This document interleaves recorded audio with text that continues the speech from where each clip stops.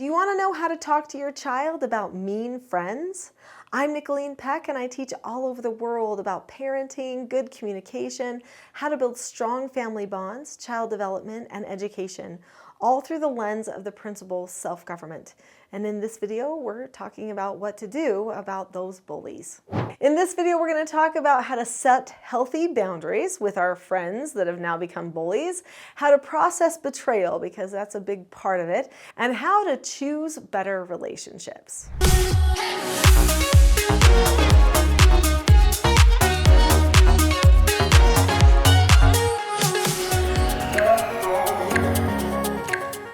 What do you say when your child comes home crying because their friend was mean again? This is a very common issue for children to have to face. When children are little especially, they experiment with how much they can control each other. And so this can make it so that they go in and out of bullying each other. In fact, sometimes our child that is being mistreated might be doing some mistreatment of their own. So we have to keep that in mind as well. So let's talk about setting healthy boundaries. First, it's important to understand what a true friend is. Is a true friend perfect? Do they always tell you nice things? Do they always agree with you? The answer is no. No, a true friend is an honest friend, but also a sensitive and a caring friend. Someone who wouldn't try to hurt you, but they also might try to help you, even if you might not like what they have to say sometimes. So one thing you need to consider is your child expecting to have too much control over their interactions? Could they be too sensitive and not understand that occasionally some things need to be said? So maybe a friend says, hey, could you not pick your nose and touch the toys because that's gross? Well, that might need to be said because maybe your child is picking their nose and touching the toys and spreading germs, and the other friend doesn't want to deal with that. They don't know how to tell them. Your child should be able to accept no answers and criticism. That is a really important skill. We're going to talk a little bit more about that. But you need to evaluate those things, okay? So it could be that your child's not accepting no answers. It could be that the friend is not accepting no answers. But when we're talking about setting appropriate boundaries, I think that it's important to tell your child, okay, so what does it look like if they're a good friend? If they tell you something that can help you, and it's a type of feedback that you maybe weren't looking for, but you know that it could help you, they're probably being a true friend. But if they're saying something to you just to make you feel bad, and they're trying to make you feel bad, which this can be hard to discern.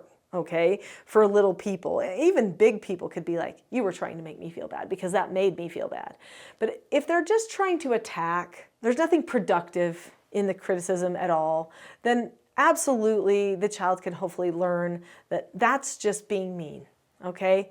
And it could be that the other person has some emotional regulation issues. They get frustrated easy. Maybe they even are neurodiverse. It's hard for them to maintain their calmness and their frustration levels. And so, helping your child understand how that other friend processes could sometimes be very beneficial as well. Keeping some of those things in mind might be good as you're talking to your child about true friendship and what it's like to be a true friend with this particular person.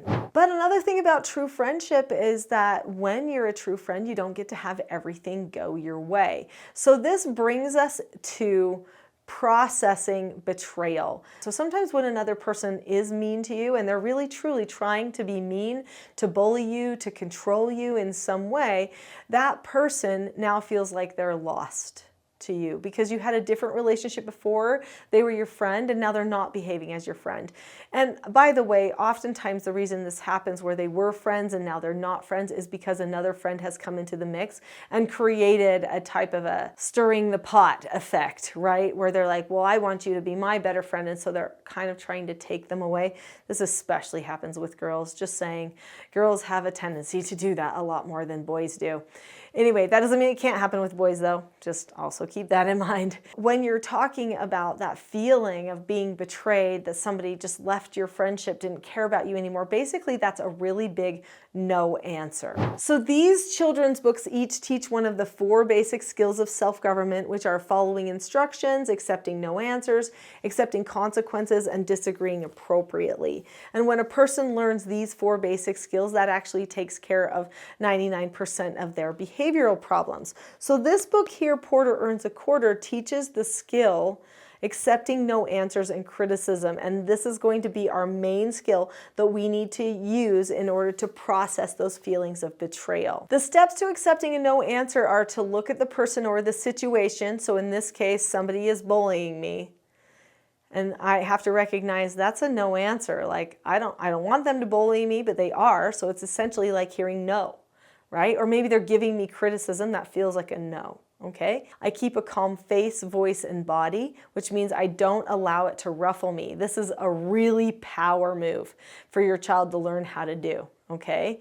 And then you say, okay, that happened. Or you disagree appropriately with the person. You can assert yourself and do a disagree appropriately interaction with the other person. Say, hey, I know that you think this about me, but this is actually what you need to know, or that's not a very kind way to say it. You can teach them how to use that disagree appropriately skill. There's 7 steps to that. Be sure to focus on that skill.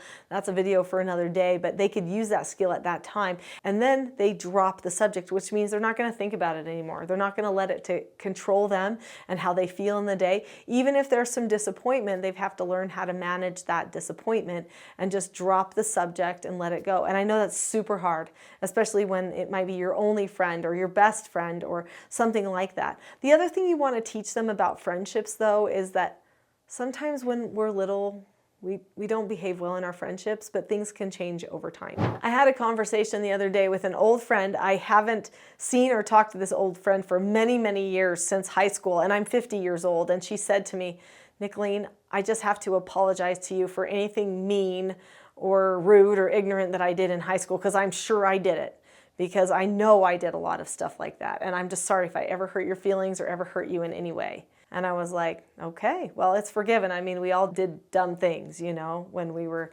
young. She was like, okay. And I said, hey, forgive me too, if I did anything. You get mature enough and you realize, everyone experiments with that kind of stuff. And so to let our children also just know they're growing, they're learning, it's going to change. It's not always going to stay the same way. This can actually be really, really helpful. So that brings us to teaching our children how to choose better friends. And maybe we should say better friends for the time, because they might go back to being friends with that other person. They still can be nice to that other person. If they try to talk it out, it doesn't work, clearly that friend is moving on to somebody else, we accept the no answer, we stay calm, we drop the subject, and then we start putting ourselves out there to other people. So how do they find a better friend? They find somebody who will talk openly with them, but be kind and honest, and will be able to care about their feelings while at the same time telling them the things that they need to learn. And you might even want to pre-teach them when they're having play dates and meeting new people, so that they can learn to notice certain things about those friends and find the characteristics of the friends that might be good. Don't train your child to think that every single friend has to agree with them or like them. You want them to be emotionally strong, which means that even if they have a hard time making a friend or finding another better friend, that they can choose to be okay.